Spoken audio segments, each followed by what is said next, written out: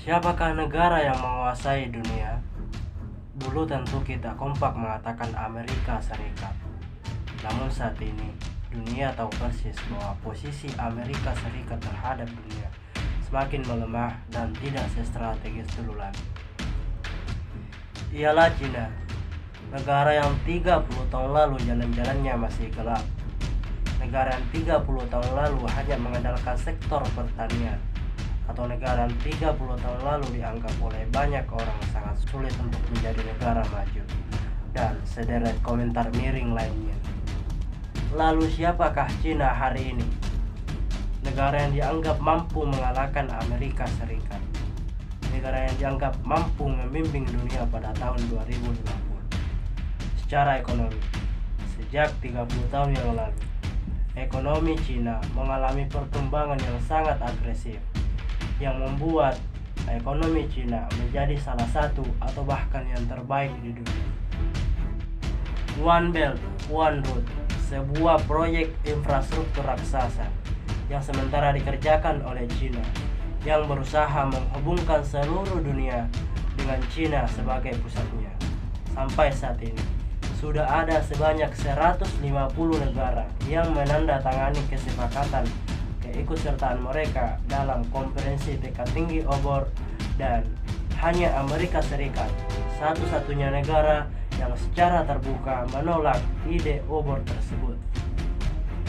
Walau mendapat banyak kritikan karena memberikan pinjaman dengan jumlah yang sangat besar dan membebani negara-negara miskin sehingga hutang tidak dapat dilunasi, seperti yang terjadi pada Sri Lanka, yang membuat salah satu pelabuhan terbesarnya terpaksa disewakan secara gratis selama 99 tahun akibat kegagalan pemanfaatan dana obor. Walau demikian, ini menunjukkan keseriusan dan ambisi besar Cina untuk dapat memimpin dunia di saat Amerika Serikat justru sibuk dengan kebijakan-kebijakan kontroversinya. Secara teknologi, Cina dikenal sebagai bangsa yang gemar membeli, membongkar, amati, tiru, dan memodifikasi terhadap teknologi-teknologi baru yang membuatnya menjadi raksasa teknologi di bidang apa saja, termasuk komunikasi, komputer, atau otomotif. Sehingga sebagian besar produk-produk yang ada di dunia saat ini berasal dari Cina. Hal ini sejalan dengan tujuan mereka, yaitu Everything is made in China pada tahun 2025. Secara militer, Cina juga terus melakukan pembenahan, dan hasilnya sangat. Tidak hanya merekrut banyak sekali tentara-tentara baru, mereka juga memperbarui alutsistanya.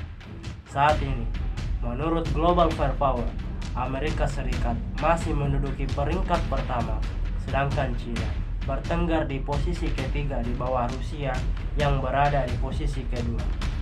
Secara militer, boleh dibilang Amerika Serikat masih unggul. Namun, apa yang dimiliki oleh Amerika Serikat pasti juga dimiliki oleh Cina, termasuk persoalan nuklir, yang bahkan dengan jumlah penduduk membuat Cina memiliki jumlah tentara aktif yang jauh lebih banyak, sekitar 2 kali lipat dari tentara Amerika Serikat. Cina jelas tidak dapat diremehkan. Kesimpulannya, menurutnya pamor dan power Amerika Serikat atas dunia membuat Cina seakan-akan berada di atas angin. Yang bahkan pada Rabu 30 September 2020, Indonesia Cina resmi menandatangani nota kesepahaman penggunaan mata uang lokal dalam perdagangan yang mengganti dominasi dolar Amerika Serikat. Pada akhirnya, dunia akan mengakui kekuatan Cina. Dunia bahkan belum pernah melihat perkembangan perekonomian sebesar itu dalam waktu yang sesingkat itu.